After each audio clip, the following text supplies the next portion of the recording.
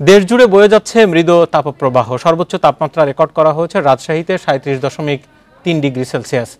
আবহাওয়াবিদরা বলছেন, বাতাসে জলীয় বাষ্প বেশি থাকায় তীব্র গরম অনুভূত হচ্ছে।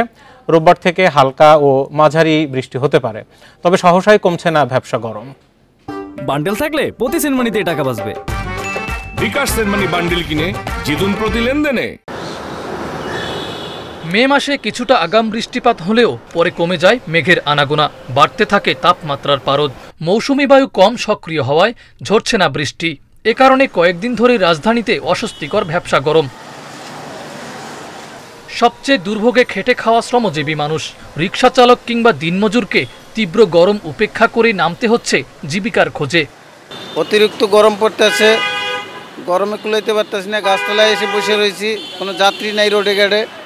বাসায়ও টিকতে পারি না, রাস্তার যে পরিস্থিতি এটার অভাবে আসছি, তো খেপ টেপেরও তো অবস্থা অনেক খারাপ। 3 দিন ধরে রাজশাহীতে তাপমাত্রার পারদ 36 থেকে 39 ডিগ্রি সেলসিয়াসের মধ্যে ওঠানামা করছে। গরম বাতাস ও প্রচণ্ড রোদে নাকাল নগরবাসী। খুলনায়ও 2 দিন ধরে মৃদু তাপ প্রবাহ বয়ে যাচ্ছে, বাড়ছে গরমজনিত অসুস্থতা। একই অবস্থা রংপুর, চুয়াডাঙ্গা ও লালমনিরহাটে। যদি আবহাওয়া ঠান্ডা না হয় তাহলে মানুষের চলাফেরা করতে একটু বেশি অসুবিধা হবে। গরমে অবস্থা মানুষের খারাপ, কাজ কাম করবো কি, ঘামাইতে ঘামাইতে শেষ।